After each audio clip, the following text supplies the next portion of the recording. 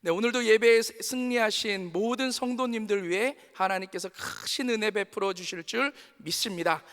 오늘은 예레미야가 2장의 말씀과 히브리서 9장 1절로 10절의 말씀을 통해 함께 은혜를 나누기를 원합니다. 먼저 예레미야가 2장의 말씀을 살펴보면, 이 예레미야가 1장의 말씀은 이 예루살렘 성의 멸망으로 인한 수치와 절망에 대한 절규에 대해서 말씀하고 있는가 하면, 예레미야가 2장의 말씀은 이 예루살렘 성의 이 멸망으로 인한 이 수치와 절망의 원인이 이 유다 백성들로 인한 하나님의 진노의 심판임에 대하여 말씀하고 있는 것입니다. 그래서 예레미야가 2장 1절 말씀을 보면, 슬프다 주께서 어찌 그리 진노하사 딸 시온을 구름으로 덮으셨는가. 이스라엘의 아름다움을 하늘에서 땅에 던지셨으며 그의 진노의 날에 그의 발판을 기억하지 아니하셨도다. 눈으로 보여지기에는 강대국 바벨론에 의해서 처참하게 멸망당한 것 같지만, 그 이면에는 모든 만물을 주관하시는 이 하나님께서 이 유다 백성들에게 진노하셔서 심판하셨다라는 것입니다. 여기에 중요한 교훈이 있습니다. 우리의 삶의 문제는 이 눈에 보여지는 문제를 상대하는 것이 아니라, 눈에는 보여지지 않지만 온 우주 만물을 다스리시고 주관하시는 하나님을 상대할 때 해결할 수 있다라는 것입니다. 왜냐하면 눈에 보여지는 세계는 눈에 보여지지 않는 세계에 의하여 움직여지고, 하나님의 허락하심이 없다면 이 땅의 그 어떠한 일도 결코 일어날 수 없기 때문인 것입니다. 그래서 하나님의 사람들은 현실에 직면하는 문제 가운데 문제에 집중하는 것이 아니라 하나님께 집중해야 될 줄 믿습니다. 그리고 먼저는 하나님과의 관계 가운데 어떠한 문제가 있지는 않은지 자기 자신을 잘 살펴보고, 만약에 문제가 있다면 온전히 회개함으로 끊어내야 된다라는 거예요. 그러나 하나님과의 이 관계 가운데 문제가 없다면 그 안에 하나님의 뜻이 무엇인지를 구하고 오래 참고 견딤으로 말미암아 그러한 하나님의 뜻을 이루어야 될 줄 믿습니다. 그럴 때 하나님께서 허락하신 문제는 축복으로 변하게 되어지고, 하나님과의 온전한 회복과 더 큰 믿음의 사람으로 살아가게 되어지는 줄 믿습니다. 우리 성도님들은 모든 세상을 주관하시는 하나님 앞에 모든 문제를 해결할 수 있는 열쇠가 있음을 깨달으시고, 오직 하나님만을 바라보며 모든 문제를 축복으로 변화시키는 복된 삶 살아가시기를 주님의 이름으로 축원합니다. 그리고 예레미야는 이 남유다가 당면한 고통과 수치로 인하여 이 애통하면서 유다 백성들이 하나님으로부터의 진노의 심판을 불러 일으키게 된 그 죄에 대해서 이 14절에 보면 이렇게 말씀합니다. 내 선지자들이 내게 대하여 헛되고 어리석은 묵시를 보았으므로 내 죄악을 드러내어서 내가 사로잡힌 것을 돌이키지 못하였도다. 그들이 거짓 경고와 미혹하게 할 것만 보았도다. 하나님께서는 남유다의 이 죄악상으로 인하여 이 심판당할 것을 경고하고 계시지만, 이 선지자들은 이 백성들의 죄악상을 드러내고 이 회개를 촉구하는 것이 아니라 오히려 심판이 아닌 평안을 선포했다라는 것입니다. 그래서 백성들은 계속해서 죄 가운데 거하게 되어지고, 결국은 하나님께서 이미 정하신 진노의 심판을 행하게 되셨다라는 거예요. 그래서 예레미야 선지자는 예루살렘에 거하는 백성들에게 마음을 다하여 회개할 것과 울부짖을 것에 대하여 촉구하는 내용의 말씀인 것입니다. 오늘 히브리서 9장 1절로 10절까지의 말씀은 이 첫 언약, 즉 이 옛 언약의 제사와 이 제물의 불완전성에 대하여 설명하고 있는데, 이 내용은 제가 한 구절 말씀을 통해서 설명해 드리도록 하겠습니다. 제가 오늘 묵상한 한 구절의 말씀은 히브리서 9장 10절 말씀, 우리 한 목소리로 한번 같이 읽겠습니다. 시작. 이런 것은 먹고 마시는 것과 여러 가지 씻는 것과 함께 육체의 예법일 뿐이며 개혁할 때까지 맡겨둔 것이니라. 아멘. 이 구약 시대에 보면 이 하나님께서 죄인된 인간들을 구원하시기 위해서 이 이스라엘 백성들에게 주신 두 가지 방법이 있습니다. 그 첫 번째가 무엇이냐면 그것은 바로 율법이에요. 하나님께서는 이 율법을 통해서 죄가 무엇인지를 깨닫게 하고 또한 죄를 짓지 않고 살아가도록 하셨습니다. 그리고 이러한 율법은 완전하며 아무런 문제가 없는 거예요. 그런데 문제는 이 율법을 지키며 살아갈 수 없는 인간에게 있는 것입니다. 그래서 주신 두 번째 방법이 바로 제사 제도예요. 그래서 죄로 인하여 죽어야 할 인간을 대신해서 이 다른 동물이 대신 피 흘려 죽게 됨으로 말미암아 이 사함을 받게 되는 제도인 것입니다. 이러한 제사 제도에 대하여 이 히브리서 9장 1절로 7절까지는 말씀하고 있는데, 위에 사진 한번 좀 띄워주시겠어요? 이 사진을 보시면 이 제사 제도를 위한 성막의 구조에 대해서 나와 있습니다. 일반 백성들이 이 소나 양 그리고 염소와 같은 예물을 가지고 이 성전 뜰까지는 나올 수 있습니다. 그러면 제사장들이 백성들이 가지고 온 이 동물을 잡아서 피를 받고 또한 각을 떠서 번제단에 태우게 되죠. 그리고 이 제사장들은 이 성막 안에 이 성소까지는 들어갈 수 있습니다. 그래서 성소로 들어가 보면 왼쪽에는 금초대가 있고 오른쪽에는 이 진설병이 담겨져 있는 떡상이 있고, 그리고 맞은편에는 금양단이 있는 거예요. 그리고 이 금양단 뒤에는 휘장이 가리워져 있습니다. 그리고 휘장 뒤에는 이 지성소가 있는데, 이 지성소에는 이 언약궤가 하나가 있어요. 그리고 이 언약궤 안에는 다음 그림 한번 보여주시면, 이 언약궤가 놓여 있는데 이 언약궤 안에는 이 만나가 담겨져 있는 금 항아리와 이 아론의 쌍난 지팡이, 그리고 언약의 돌판들이 있는 것입니다. 그리고 이러한 이 언약궤를 덮고 있는 저 덮개를 시은자라고도 하고 이 속죄소라고도 하는데, 이 1년에 한 번 이 대제사장만이 이 동물의 피를 가지고 이 지성소에 들어가서 이 시은자에 붓게 되어지면 이 백성들의 이 죄가 이 사함을 받게 되어지는 제도인 것입니다. 그러나 이러한 제사법은 이 인간의 죄의 문제를 완전히 해결할 수 없을 뿐만이 아니라 하나님께 온전히 나아갈 수 없는 불완전한 제사법이다라는 거예요. 그래서 온전한 제사를 위한 개혁이 필요하고, 이러한 제사법은 개혁할 때까지만 잠시 맡겨둔 모형임에 대하여 말씀하고 있습니다.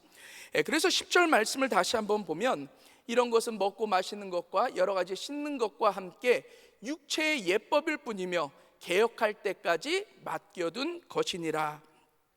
그렇다면 온전한 제사를 위한 개혁은 무엇입니까? 그것이 바로 오직 예수 그리스도시다라는 것입니다.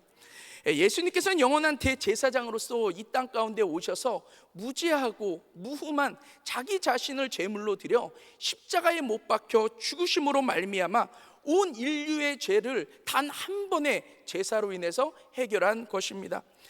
또한 예수님께서 친히 제물이 되셔서 십자가에 못 박혀 피 흘려 죽으심과 동시에 하나님과 죄인된 인간 사이를 가로막고 있는 이 휘장이 반으로 갈라지게 되어진 거예요. 그래서 히브리서 10장 19절로 20절까지의 말씀을 보면, 그러므로 형제들아 우리가 예수의 피를 힘입어 성소에 들어갈 담력을 얻었나니 그 길은 우리를 위하여 휘장 가운데로 열어놓으신 새로운 살 길이요 휘장은 곧 그의 육체니라. 오직 예수 그리스도만이 온전한 제사를 위한 개혁이 되셔서 온 인류의 죄의 문제를 완전히 해결하셨을 뿐만이 아니라 하나님께로 온전히 나아갈 수 있도록 했다라는 것입니다. 그래서 우리들의 신앙생활의 중심은 뭐예요? 오직 예수 그리스도가 되어야 되고, 신앙생활의 온전한 개혁은 오직 예수 그리스도만 남는 것인 줄 믿습니다. 그래서 저는 오늘 이 말씀을 통해서 우리 신앙생활 가운데 오직 예수 그리스도만 남게 하기 위하여 우리가 이루어야 할 개혁 두 가지에 대해서 함께 살펴보도록 하겠습니다. 우리가 이루어야 될 개혁 첫째는 이 공로신앙이 아닌 오직 예수신앙이 되어야 한다라는 것입니다. 히브리서 9장 오늘 본문 이 8절 말씀에 보면, 성령이 이로써 보이신 것은 첫 장막이 서 있을 동안에는 성소에 들어가는 길이 아직 나타나지 아니한 것이라. 아직 좀 띄워주세요. 여기서 말하는 이 첫 장막은 성막의 성소를 의미하는 거고요, 두 번째 나와 있는 이 성소라는 것은 하나님의 임재가 있는 지성소를 의미하는 것입니다. 그리고 이러한 성소와 지성소 사이에는 무려 두께가 9.34cm나 되어지는 두꺼운 휘장으로 가리워져 있는 거예요. 그리고 이러한 휘장은 어떠한 사람의 힘과 노력으로는 결코 찢을 수 없는 그러한 담이 되어진다라는 것입니다. 그러나 예수님께서 십자가에 피 흘려 죽으셨을 때 어떠한 인간의 힘과 노력으로는 찢을 수 없는 이 휘장이 반으로 갈라지게 되어짐으로 말미암아 하나님께 온전히 나아갈 수 있는 새 길이 열려졌다라는 거예요. 그래서 자신의 힘과 노력을 의지하는 이 공로신앙을 가지고는 온전히 하나님께 나아갈 수 없는 것입니다. 하지만 오직 예수 그리스도만을 의지하는 오직 예수 신앙만이 하나님께 온전히 나아갈 수 있을 뿐만이 아니라 하나님께서 기뻐 받으시는 온전한 제사를 드릴 수 있다라는 것입니다. 창세기 4장에 보면요, 가인과 아벨에 대한 이야기가 나옵니다. 우리가 너무나도 잘 알다시피 하나님께서 아벨의 제사는 받으시지만 가인의 제사는 받지 않으세요. 그리고 그러한 이유에 대해서 히브리서 11장 4절에서는 이렇게 말씀합니다. 믿음으로 아벨은 가인보다 더 나은 제사를 하나님께 드림으로. 아벨은 믿음으로 드렸고 가인은 믿음으로 드리지 못했다라는 거예요. 그렇다면 믿음으로 드린다라는 것은 무엇인가? 로마서 10장 17절 말씀에 보면 그러므로 믿음은 들음에서 나며 들음은 그리스도의 말씀으로 말미암았느니라. 아벨은 제사를 준비하면서 하나님을 생각했다라는 거예요. 그리고 하나님의 말씀을 듣고 그 말씀 가운데 순종함으로 제사를 드렸다라는 거예요. 이 말은 아벨이 제사를 드리는 목적은 오직 하나님이셨고 이러한 제사 이후에는 오직 하나님의 기쁨과 하나님의 영광만이 남게 되었다라는 거죠. 그러나 가인은 제사를 준비하면서 하나님을 생각하지 않고 그렇게 하나님의 말씀과는 전혀 상관이 없는 자신의 노력과 열심을 통해서 제사를 드렸다라는 거예요. 그러다가 보니까 제사를 드리는 목적이 하나님이 되어줄 수 없고 제사를 드린 결과는 내가 하나님 앞에 이렇게 제사를 드렸다라는 자신의 공로밖에는 남지 않게 되어졌다라는 것입니다. 그래서 하나님께서 하나님의 중심으로 드린 이 아벨의 제사는 연락하시지만 하나님과 전혀 상관이 없는 공로 중심의 가인의 제사는 하나님께서 받지 않으셨다라는 거예요. 저는 우리 교회와 이 성도님들을 생각할 때마다 너무나도 가슴 벅찬 또 이 감동과 은혜가 있습니다.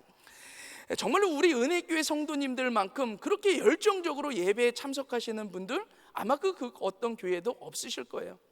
또 우리 은혜교회 성도님들만큼 정말로 최선을 다해서 선교에 동참하시고 헌신하시는 분들 그 어떤 교회에도 찾아보기 쉽지 않을 것입니다.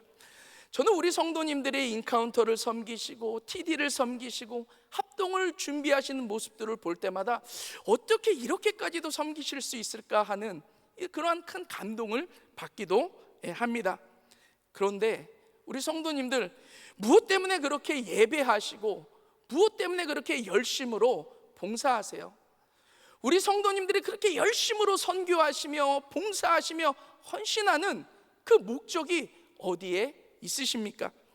만약 그렇게 열정적으로 예배하시고 헌신하는 목적이 하나님께 있는 것이 아니라 자신을 드러내고 사람들로부터 인정받고 또한 칭찬받기 위함이고 그러한 헌신의 결과가 내가 이만큼 했어라는 자신의 공로와 자신의 자랑만 남는다면 그러한 노력과 헌신을 하나님께서 결코 받으시지 않는다라는 거예요.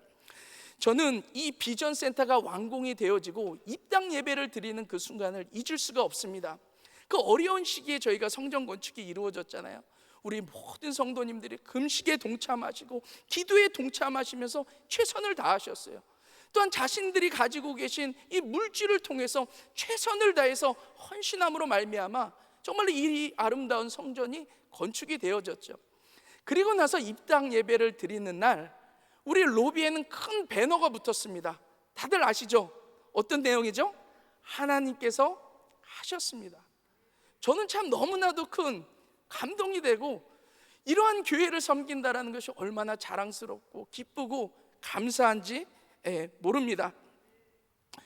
우리가 최선을 다해서 기도하고 또한 물질을 통해서 아름답게 성전이 건축이 되어지고 이 건축되어지고 난 다음에는 오직 하나님만이 나타나고 하나님께서만 하셨다라는 이 하나님을 자랑하고 하나님 앞에 영광 돌리는 이 성전을 하나님께서 기뻐하셔서 이렇게 아름답게 성장시켜 주시고 힘있게 세계 선교를 감당하는 교회로 하나님께서 은혜 주신 줄 믿습니다.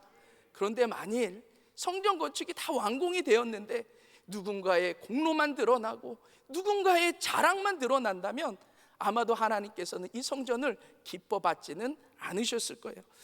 신앙생활이나 주의 사역 가운데 자신을 드러내고 자신의 공로를 자랑하고자 하는 이 공로신앙으로는 하나님을 결코 기쁘시게 할 수 없을 뿐만이 아니라 하나님으로부터 어떤 칭찬과 상급도 주어지지 않는 것입니다. 그래서 우리 사랑하는 성도님들은 이 공로신앙이 아니라 오직 예수신앙으로서의 개혁을 이루실 수 있기를 바랍니다. 그래서 오직 예수님 때문에 최선을 다해서 예배하시고 헌신하시고 그 헌신한 결과는 오직 예수님만 드러나고 예수님의 영광만을 드러내실 수 있기를 바랍니다. 그러한 우리 성도님들의 오직 예수 신앙으로 인해 하나님을 기쁘시게 하고 하나님으로부터 큰 칭찬과 상급받게 되시기를 주님의 이름으로 축원합니다. 둘째, 우리가 이루어야 될 개혁은 기적신앙이 아닌 오직 예수 신앙이어야 된다라는 것입니다. 히브리서 9장 9절 말씀에 보면 이 장막은 현재까지의 비유니 이에 따라 드리는 예물과 제사는 섬기는 자를 그 양심상 온전하게 할 수 없나니.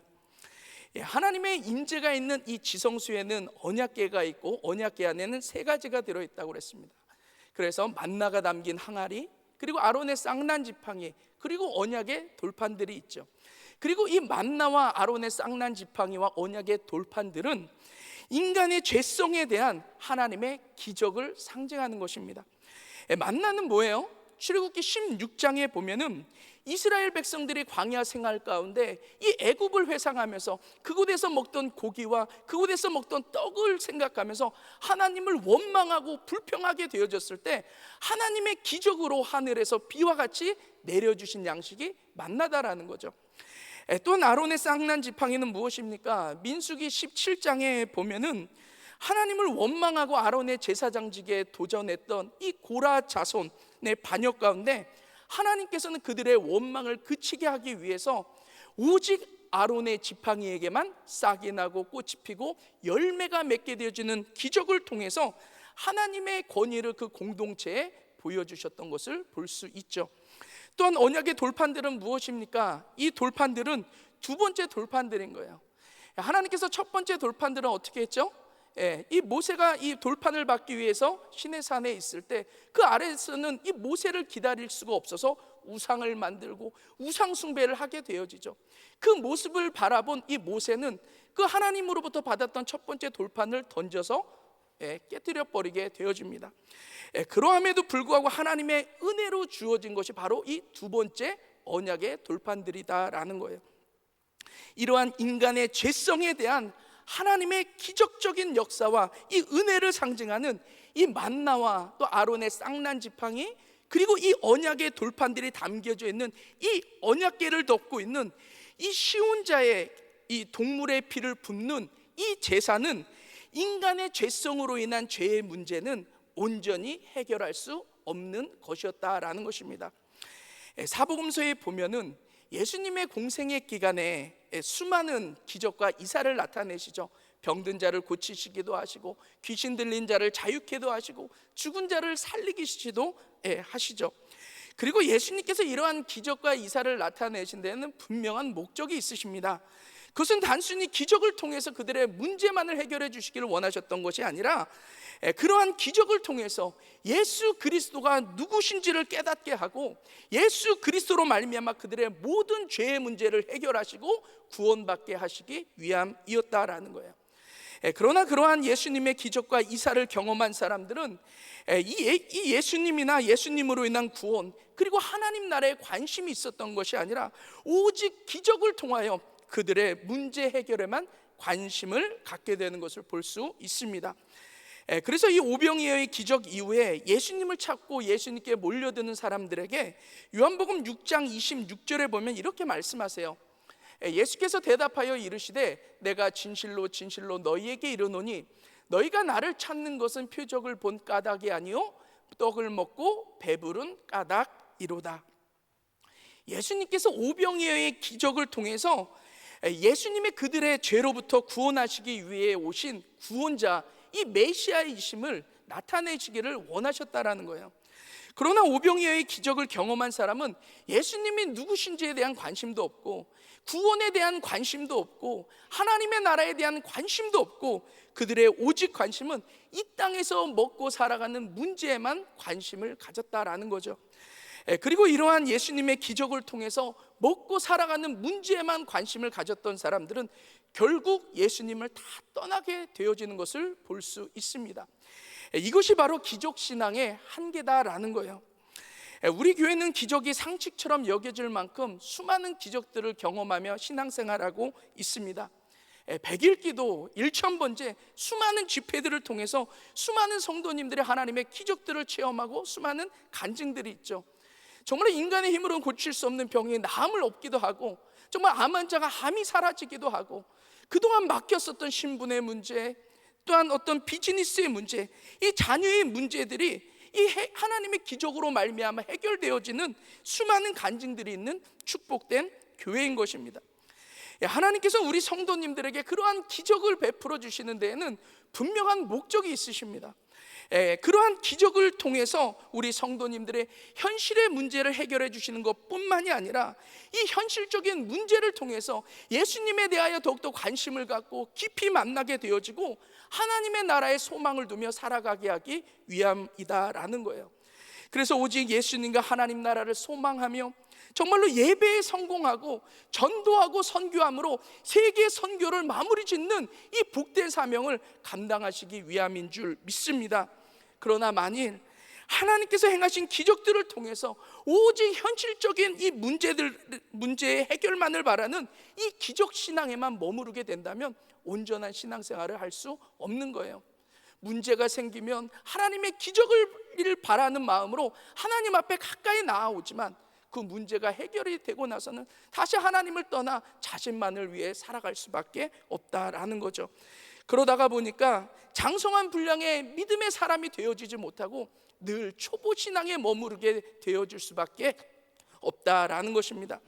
그리고 그러한 기적을 통하여 이 현실적인 문제뿐만이 아니라 영혼의 문제까지도 해결해 주시는 예수님과 하나님의 나라를 소망하는 예수 신앙으로 자라가시기를 주님의 이름으로 축원합니다. 그래서 오직 예수 신앙으로 문제가 있든지 없든지 기적이 나타나든지 나타나지 않든지 이미 나를 구원하시고 이미 영원한 생명을 주신 그 예수 그리스도로 말미암아 늘 변함없이 예배하시고 전도하시고 선교하심으로 말미암아 온전한 신앙생활을 통하여 하나님을 기쁘시게 하는 저와 우리 귀한 성도님들 되시길 주님의 이름으로 축원합니다. 기도하겠습니다. 사랑과 은혜가 충만하신 하나님 감사합니다. 예수님을 통해 우리를 구원하신 것도 참 감사한데 날마다 기적적인 하나님의 은혜를 누리며 살아갈 수 있도록 은혜 주신 하나님 감사를 드립니다.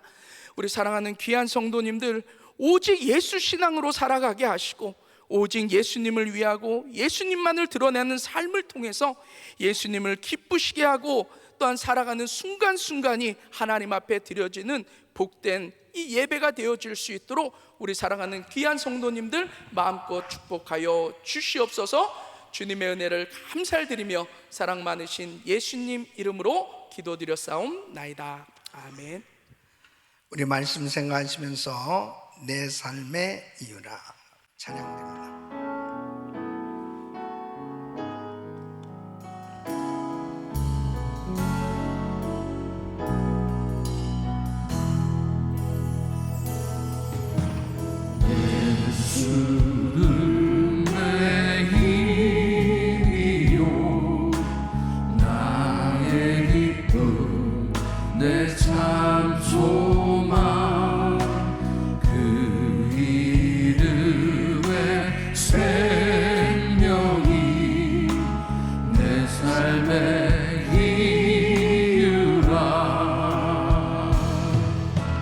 손을 높게 들시고 주만 따라갑니다. 주만 높이 받으소서.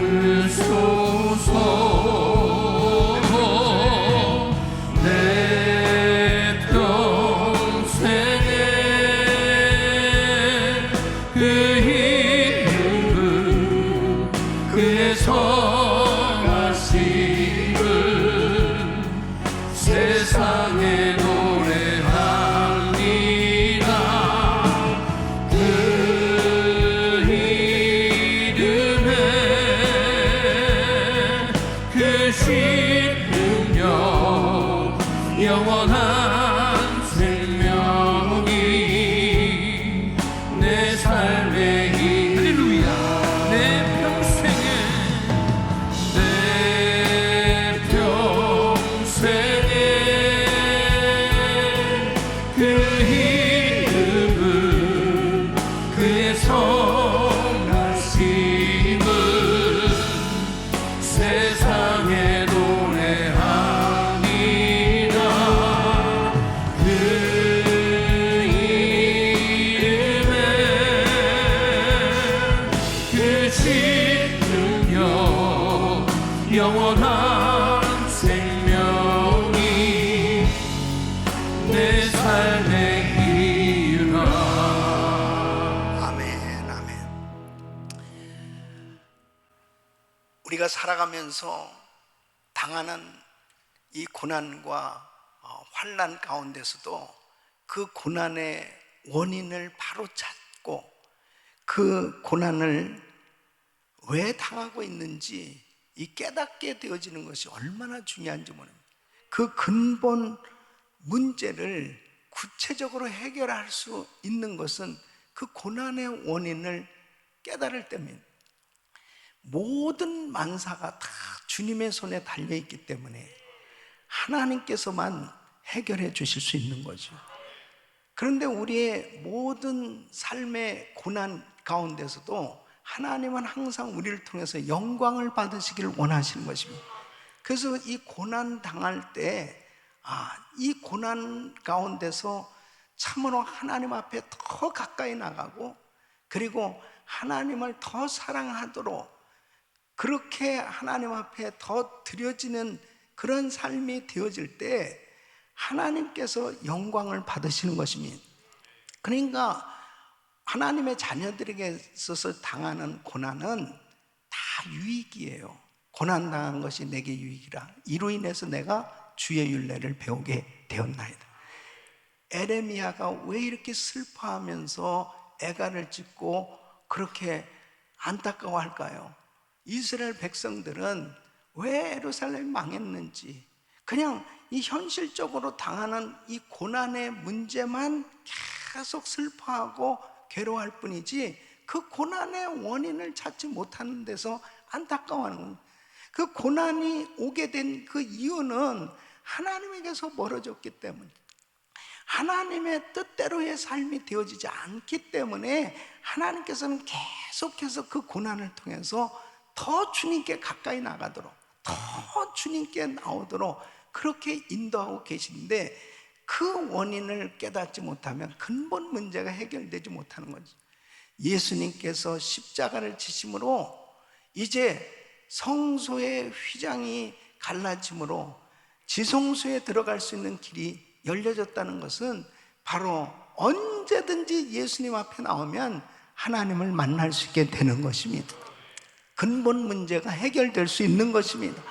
우리는 어떤 상황 가운데서도 항상 주님 붙들고 있으면 하나님 말씀 붙들고 하나님께 영광 돌리는 삶이 되려고 하면 위기가 기회가 되고 그 고난 가운데서도 하나님의 영광을 보는 놀라운 역사가 일어날 줄로 믿습니다. 두 손을 가슴에 모으시고 몸이 아픈 분들 아픈 곳에 손 얹으십시오. 거룩하신 아버지 하나님, 항상 고난의 원인을 이 환경 가운데서 찾으려고 하지 않고 근본적으로 바로 하나님과의 관계에서 찾는 영적인 실력자들이 되게 하여 주셔서 어떤 어려운 환경 가운데서도 주님이 개입하셔야 그 근본 문제가 해결될 수 있는데 언제든지 주님께 나가 주의 음성을 들으며 내 자신을 돌아보고 날마다 하나님과의 관계가 아름답게 이루어질 수 있도록 도와주시옵소서. 어려우면 어려울수록 더 주님께 가까이 나가게 하여 주시옵소서. 더 주님과의 관계가 아름답게 이루어지게 하여 주시옵소서. 주여 역사하여 주시옵소서. 오직 예수 신앙으로 충만케 하여 주시옵소서. 오직 주님께만 영광을 돌리는 신앙이 되게 하여 주시옵소서. 하나님이 책임져 주시는 은혜의 삶이 되게 하여 주시옵소서. 역사하여 주시옵소서. 연약한 육신들 안수하여 주시옵소서. 코로나 바이러스 소멸될저다, 소멸될저다. 깨끗한 바들 지어다. 후유증 사라질저다. 공황장애, 우울증, 불면증 떠나갈저다. 예수 이름으로 암세아픈 없어질저다. 종양은 사라질저다. 모든 수치는 정상이 될저다. 주여 만져 주시옵소서. 역사하여 주시옵소서. 구체적으로 우리 주님 앞에 믿음으로 간절히 간구하는 모든 성도들에게 놀라운 하나님의 영광을 나타내 주시옵소서. 역사하여 주시옵소서. 주의 이름을 높여드리며 위대한 간증이 있게 하여 주시옵소서. 이제는 우리 구주 예수 그리스도의 은혜와 우리 하나님 아버지의 그 무한하신 사랑과 성령님의 감동 감화교통 충만하신 은총이 날마다 주님을 바라보고 우리 주님께서 참으로 기뻐하시는 뜻대로의 삶이 되기를 원하는 오직 예수 신앙으로 충만한 우리의 신앙이 되기를 원하는 모든 성도들 머리 위 이제로부터 영원토록 함께 있을지어다. 아멘.